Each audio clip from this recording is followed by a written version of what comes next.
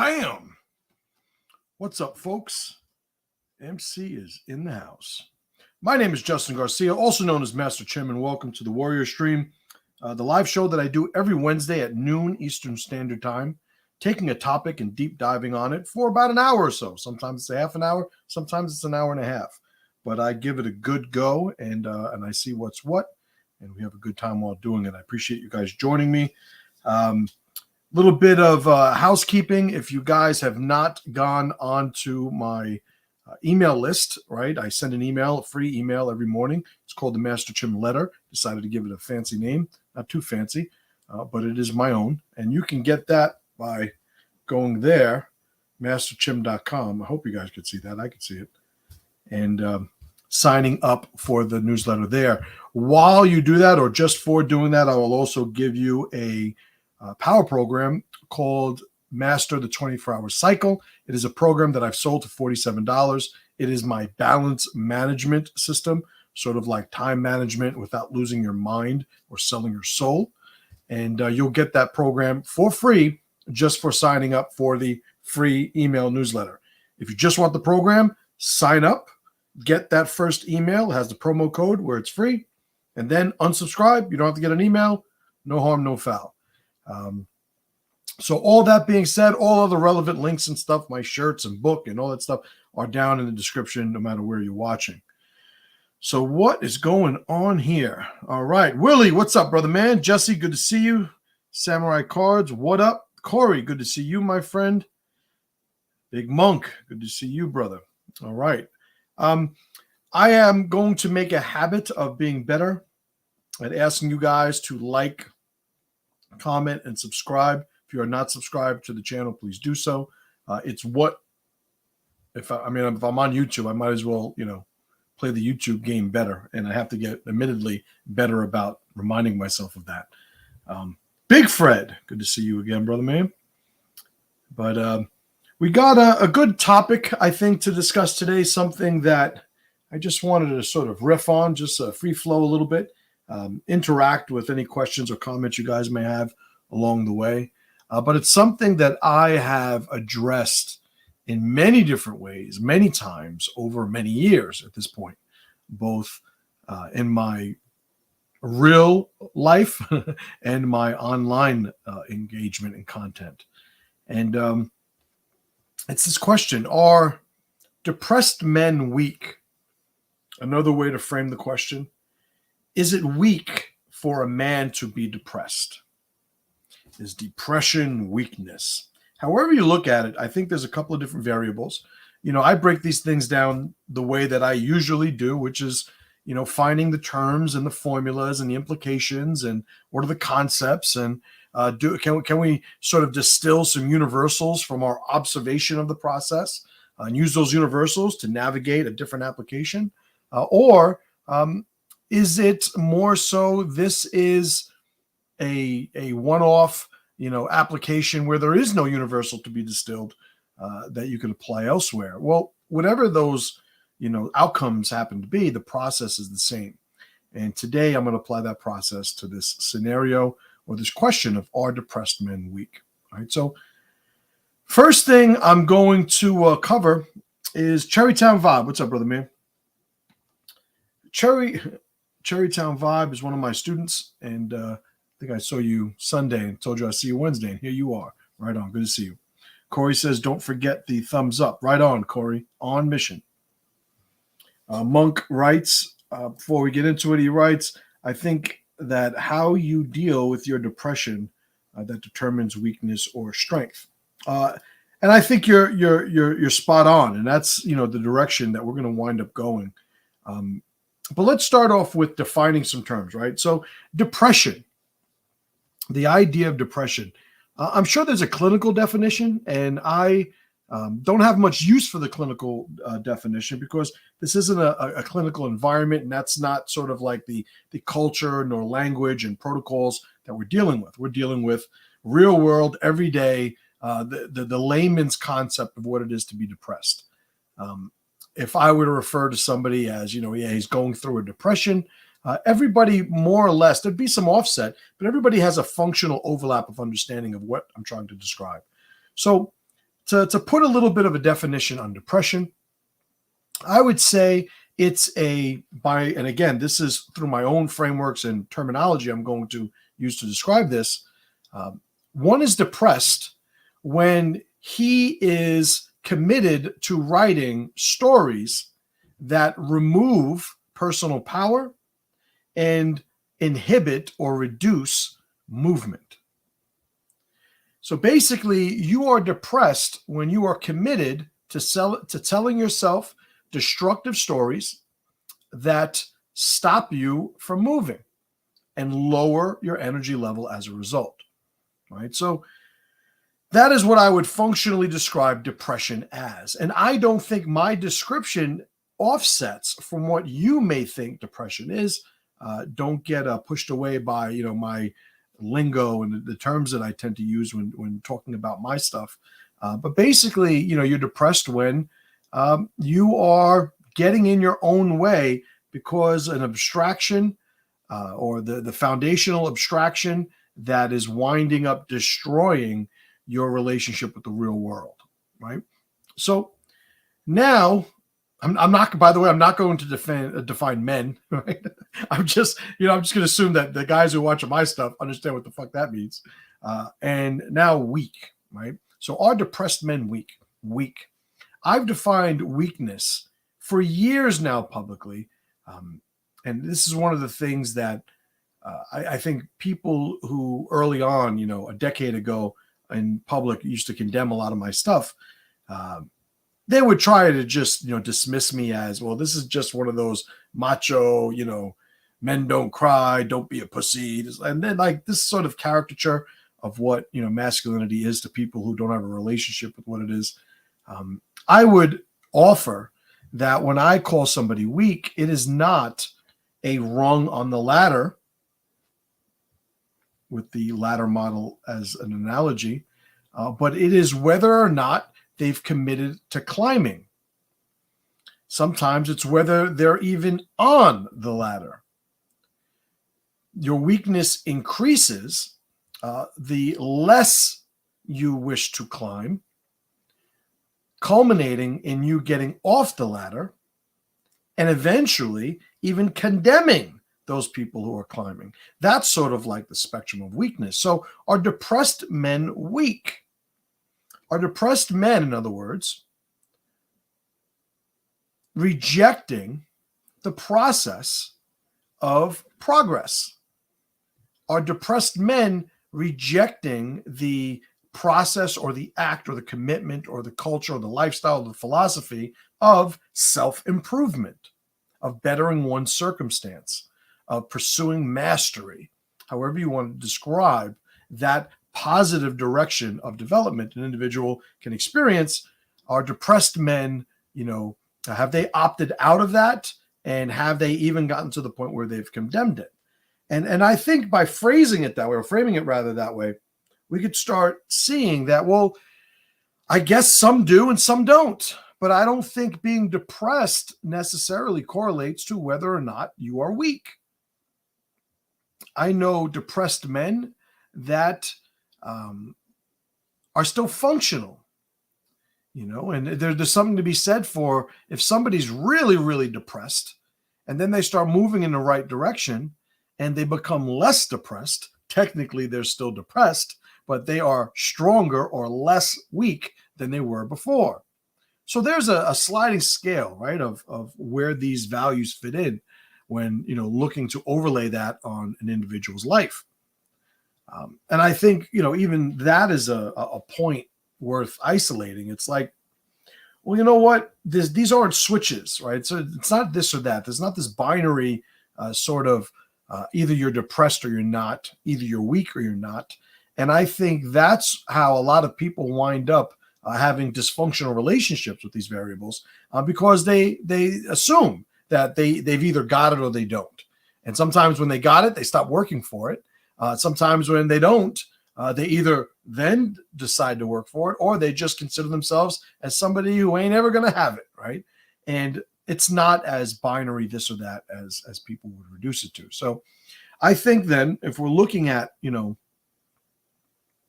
can strong men be depressed? Absolutely. And it starts to get back to, I give Monk some credit here, what he had mentioned early on, because this is where it gets to.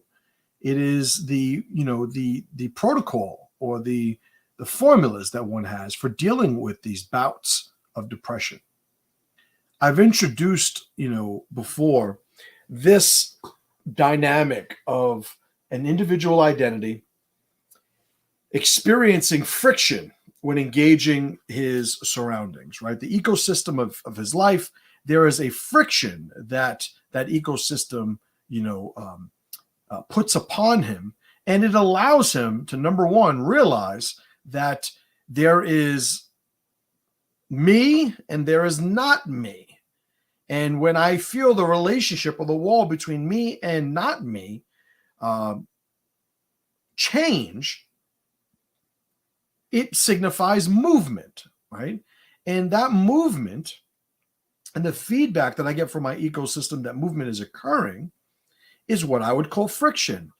And in that sense, I would say that friction is normal. Friction is optimal or valuable. I think it's better than optimal. Valuable, because the opposite, would be no friction, which would mean no movement. And without movement, there is ultimately death. So a depressed man, we define depression as, something that reduces. He's telling himself the stories that are ultimately culminating in him reducing his movement. So somebody who's reducing his movement is becoming depressed. Where weakness comes in is going to be how he answers that call. If somebody gets sad because his, parent died, I can't say that he is weak for doing so. I could certainly say that the circumstances exposed the fragility that was inherent in his identity, but there's not a value judgment there, because ultimately it's like, okay, you experienced this trauma because this, fragility was exposed because of the death of your parent. What do you do now to deal with it? And that's where we start to see whether or not this guy is going to go in the direction of strength or weakness. So to that, a couple of things can be taken from that. Number one, you're off the hook, right? If you're a guy that every once in a while gets feels down in the dumps, right, and feels like shit isn't going his way, and you're having a rough day, a rough moment, a rough week, like that's fine. That's normal. That's natural, we could even say. But then it's okay. Well, what's your reaction? What do you have a formula for it? Is your identity anchored to values that are controlled by your surroundings? Are you the guy that cries when it rains and is happy when it's sunny? Are you the guy that is in a great mood when it's hot, but in a terrible mood when it's cold? Like, do you have these external variables that are controlling your internal settings when it comes to your state? That system is very fragile.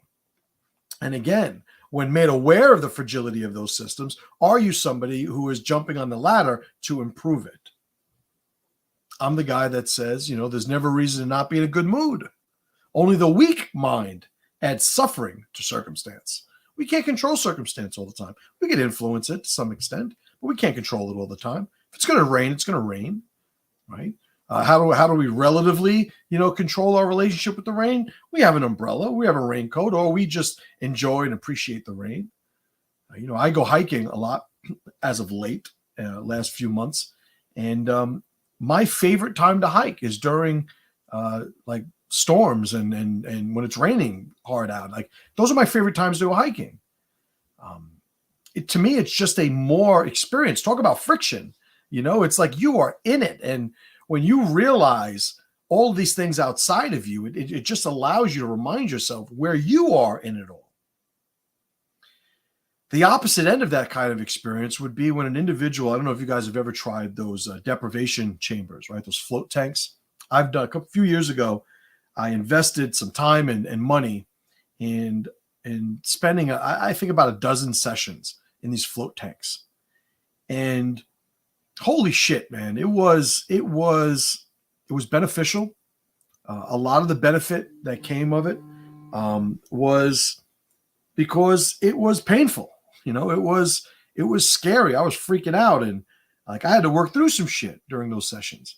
And one of the things that I'd say that experience uses or leverages to initiate this reaction that a lot of people have is that it removes the friction from your body, right? You don't have that physical feedback loop that you are existing in space, in a tangible reality.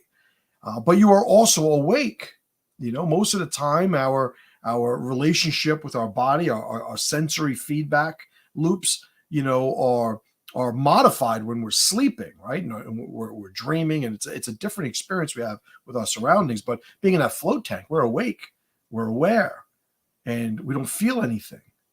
And it's a little surreal at first, and you have to sort of get used to it. And some people, I'm sure, have more of a tough time than others. Me, I'm a recovering tyrant, so there were some control issues with not being able to feel my body, and there was a panic that okay, well, I need to fix this. Like something was wrong that needed to be righted, and it took me a while to get past that, to just trust and sort of let go and release myself to the experience. But getting back to the person who needs the outside world to make them feel good, that's a problem, because the outside world isn't always going to play by the rules, right? The outside world isn't always going to look out for you. So I just think it's a very fragile way to be, right? And I think when you look at most people in the aquarium of our modern society, we see those formulas run amok. One of the biggest reasons, because there's no consequence that disincentivizes it on a large scale, right? You look at today, in today's society, you could complain that somebody was being racist towards you, as an example. And there is accepted amongst the people of the aquarium a damage that you've suffered. You've suffered a trauma. Whoever the culprit was, the person who did this thing to you, it's almost like they deserve a consequence because you had something taken away from you. There's a damage done that needs to be undone in the form of consequence of some sort. And all of this is nonsense, right? All of this is completely abstract, and it's like a big game of Dungeons and Drag Queens, right? That's the role-playing game we're all playing, Dungeons and Drag Queens. And we have a reality or a relationship with reality that reflects, just how natural a reality that we're existing in is. When things that are imaginary can somehow create a physical consequence in us, then we are participating in a game that not only exists in abstraction, but is also very prone to depression, right? There are times where I am in a mood where I cannot consciously process myself out of it. And sometimes, I have to be my own trainer, my own coach, so to speak, and just force myself. It's like, okay, you're in a fucked up mood. Admit you're in a fucked up mood. Go and run your fucked up mood formula, right? Or your fucked up mood protocol. And for me, it could be going for a hike. It could be lifting weights. It could be listening to music. It could be reading a book. It could be like, sometimes I have this list and it's like, okay, I'm going to do the ones, I'm going to keep doing them until one of them takes, and then it sort of gets my conscious mind out of that story it was trapped in, and I'm able to sort of shake my Etch-a-Sketch and start anew. Sometimes people, you go through sleep deficits and deprivation over time. That deficit builds up to the point where you are dysfunctional in your ability to keep and maintain a positive state. And so sometimes, your outlook on your entire life is one good sleep away from being optimized, and this is the limitations that we have with our conscious mind and its connection to our physical body. So again, are depressed men weak? I don't know. Sometimes they are, sometimes they aren't. I guess that's the easy answer. But I think the valuable thing to focus on, which I've been getting into for the last few minutes is, well, what are your options? What is this story that you're telling yourself? Do you even have the relationship with these phenomena that you could tell yourself, oh, I'm telling myself a story right now, and I'm feeling bad as a result of that story? If somebody else had gone through this, years ago, I wrote a book, or really it was like a collection of codes called the Code of 47. And one of the codes was people have done more with less. And there was this sort of mantra that you could repeat to yourself when you were going through it that was designed to give an individual some perspective.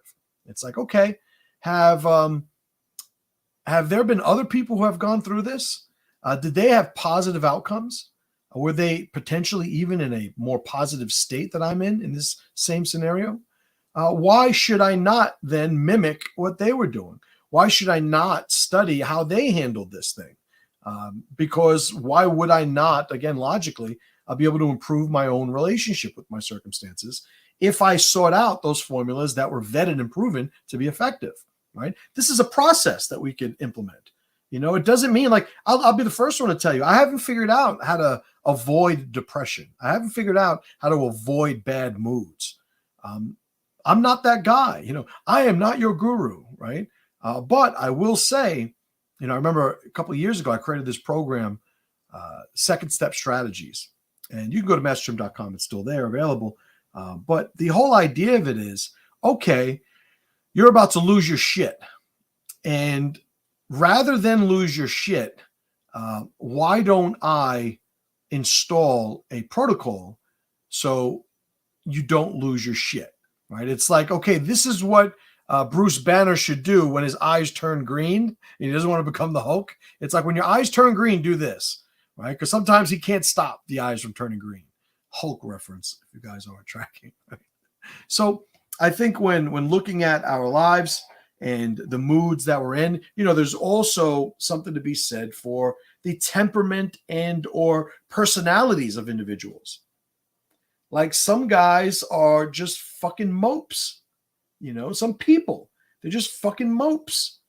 You don't want to be around them because it's like everything's fucking negative and this and that. And I can't believe this is happening. And can you believe this? Or, well, what happens if this? And just every negative take. Now, understand a lot of that with individuals stems from them being insecure.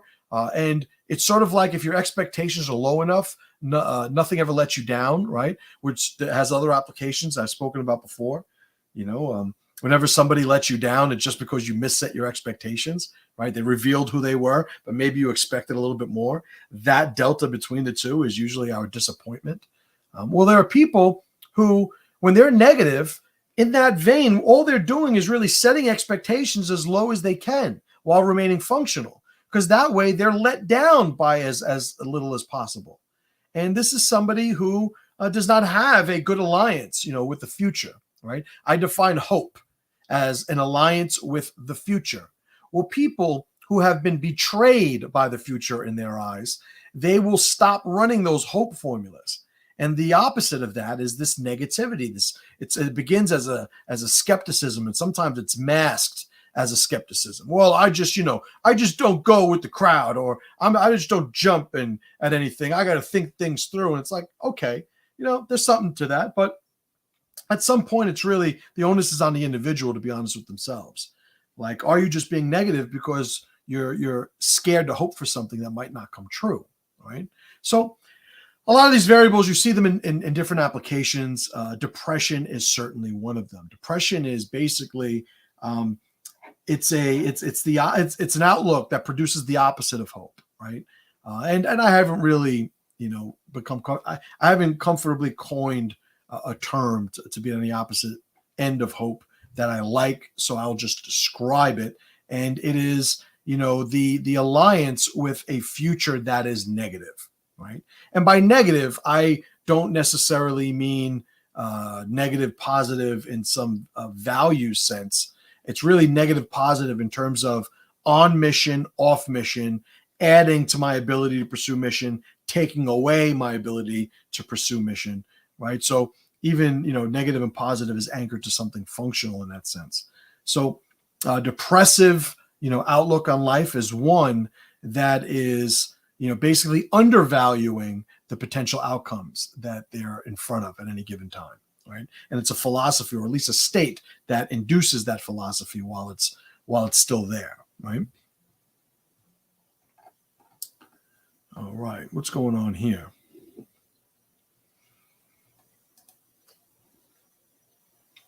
That was from earlier. Yarn Saxa, good to see you. Cherrytown Vibe writes, when I was living in a prolonged depressive state, I just felt like I was going to die, and I didn't know what to do before my life ended. When I did nothing, I was screwed. But when I tried, I felt better. And I think there's something to be said for that. When I was living in a prolonged depressive state, Cherrytown writes, I just felt like I was going to die. And the thing is, well, you are going to die. It's just, not then, and not as a result of that. And the whole, I feel like I'm going to die, that's a story, right? And I don't know if you guys remember Y2K, right? I'm assuming the majority of people who listen to my stuff, remember Y2K. Everybody thought like the world was going to explode because the computer was going to reset, and everybody had different understandings of what it meant. But for the most part, everybody was like, as soon as we hit the year 2000, we're all fucked. Like, they didn't know what that meant, but that was like the fear. And then it came and went.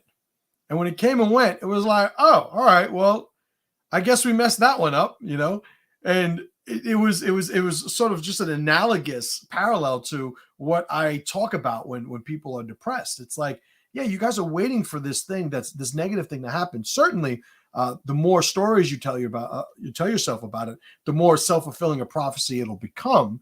Certainly, you do have some influence over the probabilities of certain outcomes, but what's the answer that is going to put you in a better situation more times than not is, almost put it on the shelf for a moment and just start moving. Allow your body to interact with the reality in a way that doesn't really have space in your bandwidth to still maintain that story. There's I don't know if you guys ever watched the show The Mentalist, right? One of my favorite shows. And more so, I watch it with the kids and everything, and it's like safe. They don't have a whole bunch of stuff that today's shows, is fucking wrought with. But there's the main character, Thomas Jane, is sort of like this. At one point, he was a fake psychic, sleight of hand, mentalist, I guess, and he was like just one of these cool characters. And I've met people, in my life that had that same type of persona and training, and they're always fun to be around because they're just tracking reality in a different way, right? But there's this one thing, this manipulation that he does in this one episode that I've seen taught in other applications, in NLP applications, whereby there was a girl holding a gun at him, and he had something, was talking to her, they got a phone or something, and he was like, oh, you got to talk on the phone, and he handed her the phone, and she took the phone, and then he put his hand out, and he like picked something else up, so she had the phone, and then he wanted to hand her something else, so he put his hand out, and she handed him the gun, and he gave her the other thing, and then she realized that, that she had given him the gun, and she was like, what the fuck? And it was just him, just basically controlling her bandwidth to where she couldn't pay attention to what was actually happening. And I think when we deal with, movement in the face of depression, it's like movement does the same thing. Movement engages our conscious mind in a way where less and less of our bandwidth can be allocated to maintaining those depressive stories. And that's a lot of times how we wind up snapping out of it. I remember when I was a teenager, I'd certainly be going through depression. I can't say I was ever like the response or the direction that my depressive states led to was ever suicidal, right? Because that is certainly obviously a pathway that is common, with people who can't sort of get a grip on their relationship with depression. But mine more so made me more violent, right? It's easy to say homicidal, but I'm really saying that tongue in cheek, right? It's really when I was in a depressive state, I would go and look to pick fights, and I would look to find somebody that morally, in my mind, I could draw a story. Well, this guy needs to get his ass kicked. So I'm helping everybody. But right or wrong, and it was usually wrong, I'm willing to acknowledge all these years later, when I was done with the fight, I felt good. I felt better. And it's not that fighting made me feel better. It's that fighting was an example of something that monopolized my bandwidth so I could no longer maintain feeling bad. Right? Hope that makes sense. All right. Monk writes, I have grown a lot. You've also written a lot, Monk. I'm going to fucking read it, though. I have grown a lot and been able to move forward with depression in my after some health obstacles that have been placed before me. However, following some of your advice and strength of the gods and goddesses have given me strength to move forward in this life. What I have lost in physical strength, I've gained in mental and spiritual strength, so I keep balance. Balance has allowed me to grow and continue to be strong. Right on. And that's exactly the approach that I advocate for. You know, people need to find the formula that's going to get them out of maintaining those bad states. It's almost like firing a bad employee. It's like, are you going to let that bad employee like bankrupt the fucking company? At some point, that employee's got to go. And that employee in this analogy is the bad story. Maybe it's the bad person. Maybe it's the bad set of circumstances. I know a lot of people that, not connected to the analogy, have bad jobs. And every day they go to this job and they're fucking miserable. And they might not have a choice, or so they see, to quit this job. And I'm not the guy that says, yeah, no matter what, just quit your job and be a man and be strong and be like, no, I get it. Sometimes you can't just quit your fucking job. You got kids, you need money to pay the rent.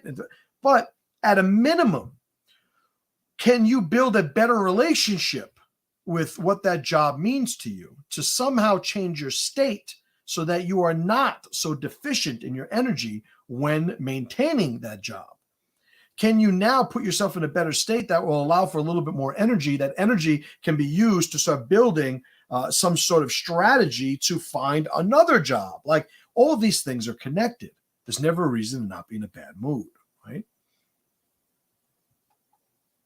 Sean writes, what's up, Sean? He writes, what tools have you found to be the most beneficial towards building a stronger self and not letting negative thoughts or external thoughts bring you down? Well, I think that number one, it's interesting, or I would say actually good, that you said towards building a stronger self, because in that, I think, is the beginning of the way that people work through this.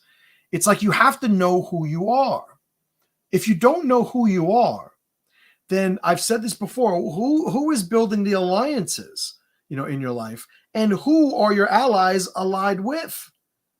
If you are one person on Monday and another person on Tuesday, your allies will reduce the level of investment in you because you have shown yourself to be inconsistent in who you are. And I think our relationship with reality in general reflects that same type of feedback loop of reward and punishment for consistency versus inconsistency. And when we understand who we are, right? I just had a talk with a coaching student a couple of days ago. And I was introducing him to this idea of preserving the identity. And for him, it was from a parenting application. But there's a certain point where we think we know what's right. And the tendency to become tyrannical is so great when we feel that that is the case, that it is really we need a sort of system of checks and balances mindset wise, because we can't be trusted with sort of second guessing ourselves when we are at a certain level of confidence. Now, we could be tyrannical to other people. We could be tyrannical to the people who we are in charge of from a position of leadership. We could be tyrannical towards our children, but we can also be tyrannical towards ourselves. Now, how is somebody tyrannical towards himself, as an example? He tells himself that something is good for him because of some sort of impulsive relationship with this thing that winds up producing a consequence that he either did not expect or was consciously ignoring because he wanted to do this thing so passionately. So emotionally, right? So I think, in terms of, what tools are going to help, I think number one, I think everybody should have a code, right? Every man should have a code. And I don't mean a code like a couple of cool sayings that you could sort of rattle off when asked about them. I mean, you should literally be able to write down your list of codes and say, these are the things that I stand for. This is who I am. This is what I'm about. And then what will happen is when you start looking at that code and you start treating it as a transcendent ally, as described, this dynamic is described in my book, link in the description, right? When you start looking at that, you could start now gauging whether or not you are making good or bad decisions, right? So I know that there are going to be times where, let's say, because the context of Sean's question was, the actual question, what tools have you found to be the most beneficial towards building a stronger self and not letting negative thoughts or external factors bring you down? So negative thoughts and external factors are two different things, right? Obviously, that's why you listed them separately. But to deal with one, the negative thoughts, well, it is a mindset of, number one, gratitude, right? It's because we're not grateful, we're entitled. So gratitude allows us at every display of it, every repetition of performing gratitude, we're basically taking inventory of all the things that are in our favor at that current moment, right? There's always something to be grateful for, right? Of course, not everything is going to be in your favor, right? But there's always something in your favor. And having a philosophy of gratitude, an attitude of gratitude, is basically committing to taking inventory of those things. Because number one, it allows you to have some ammunition against the negative stories. It's like before you start acting like, the world's out to get you, the sky's falling, and everybody, wants to see you fall. Like, take inventory of all the things right now that are in your favor, right? And that's that gratitude protocol, right? And that's that first piece to deal with those negative thoughts. To give an option for external factors, well, again, I ask you, what external factors, should you universally feel bad about? And I would say none, right? None, because the premise is there's never a reason to not be in a good mood, only weak mind adds suffering to circumstance. What's the logical proof of that, by the way? I mean, I could say that, but you can go, well, I fucking disagree. And my proof of that, I actually shared this in an email a couple of days ago, is, well, let me ask you, when you are in a negative state, as opposed to a positive state, which do you see yourself as being more capable? When the frictions, as described earlier, in our lives builds at a pace that transcends our ability to navigate it, and it becomes an obstacle, right? The friction accumulates to where it's an obstacle. Should you be at your best when facing that obstacle, or should you basically sacrifice a portion of your capability in honor of the obstacle? Well, if this is going, my car breaks down. So there are two things I need to do. I need to feel angry and pissed off, and I need to fix the car. It's like, well, can we do away with the first one? And if we do away with the first one, will we be better at the second? And that's what that argument is for. It's not for this, this children's show sort of, hey guys, smile, be happy. And you're like, no, this is anchored to functional capability. You should be happy because it's better most of the time, right? There are going to be times where we can recruit our sympathetic nervous system by getting angry or getting scared, or we could do something else in the moment. I use an example, two examples. Number one, when I powerlift, right? I've competed in powerlifting. I just did one meet, but when I squat heavy, right?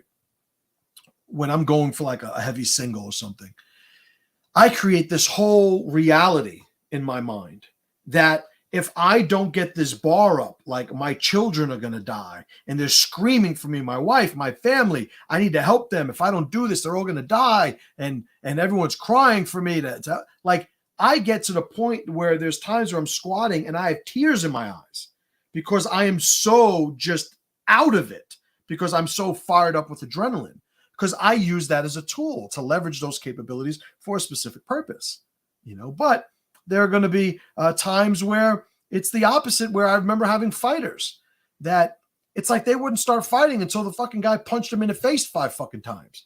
And then it's like, oh yeah, motherfucker. It's like, oh, it's about time. It's not that you want to run on anger or energy, but there is something to be said for, what the body is going to give you in terms of attributes in the face of physical conflict, and yeah, we want to be able to leverage that, so all these things come down to, well, what is your relationship with your reality? What is your relationship with, is because something happened that was friction, do we treat it as something that we shouldn't be grateful for? The guy whose car breaks down and he has to walk 2 miles to work wants to curse that, but then he'll get on a treadmill at lunchtime and run 2 miles. Like it's just an inconsistent approach to friction, I would say. I would say friction reminds us who we are, engaging more of it to the point where it's pressure, right? That's where the power comes from. It's like pressure to power, right? Obviously, there are times where that pressure compounds so significantly and accumulates to the point where it becomes an obstacle. And now we got to use our tools. We got to use some resources. But again, we're always going to be better off doing that in a better state, right? Oh, perfect. Corey had written, don't forget the gratitude. It's not always easy. Right on. Scaldi, hello to you. Says, cultivate methods of positive expression of negativity, art, music, aesthetics, write about it, work out, paint a picture, even if it sucks, expression is key. Absolutely. I absolutely agree. And it's such a great share there because, cultivate methods of positive expression of negativity. It is something to be said to take this thing that you feel envelops you and put it in front of you in some sort of way. And that process separates the identity from the thing. And it is a great, it's such a great share because it's also something, that I've done, as have a lot of men watching this, when, have you guys ever been really pissed off and gone and hit a fucking heavy bag, or gone and done something almost violent, chopping down a tree, punching something, kicking something yeah, you are attacking that thing. Right? It's giving you control where you feel you don't have any. And there is something to be said for, being able to separate it from our identity. And it needn't be something violent. And, the fact of expressing it allows one to study it almost, to look at it and build a relationship with it, and there are foundational principles that I would say increases a person's ability to implement these types of strategies. But it starts with recognizing that this is where it leads, right? I remember when I first took a jiu-jitsu class, I got my ass kicked by these 2 guys. I was about 215 pounds, strong as a fucking ox. And these 2 guys, each one was like 160 pounds, just took turns, choking me, fucking arm bar, like just beating the shit out of me. And it made me fall in love with jiu-jitsu because I realized what was possible, right? So sometimes, you do these things that may not be within your grasp at the moment, but understanding they're possible puts you on the ladder, right? Puts you in the game. And there are always going to be different tools and different ways that we could leverage this negative energy into some sort of positive application and wind up learning from it or growing and becoming more powerful as a result.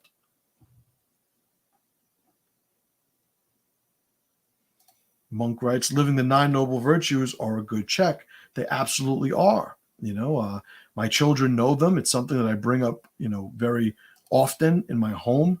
And, whether somebody follows a belief system that aligns with the 9 noble truths or 9 noble virtues, or you have some other codified approach to life that puts you in a positive headspace, the thing is to be consistent and build a relationship with it. Allow your alliance, sort of choose your identity's friends, both in the real world and philosophically. Don't allow these other things to monopolize your relationship with your experience. And I will say sometimes without the discipline to stop doing that, we have to sort of preemptively fill that bandwidth with the things that are positive, right? Shake the Etch-a-Sketch, so to speak. All right, guys, I'm going to stop it there. I think that was a good take on this. I appreciate you guys checking this out. Do me a favor. I told myself, remember, I was going to remember this. Like, comment, subscribe. Sometimes you guys comment on the chat, and that's great, but it doesn't show up in the regular comments in the video, so always feel free to write something on the comments after. Subscribe to the channel if you like these videos. Right now, I do one live show a week. I've got a bunch of other videos in the past you can go and check out. I do this to make sure that I'm connecting with you guys that read the email and always send me positive feedback and messages, and I always appreciate those. But I'm here next week, same time, talking about something else. So you guys, I appreciate your time. I'll see you then. And as always, brothers and sisters, pressure to power.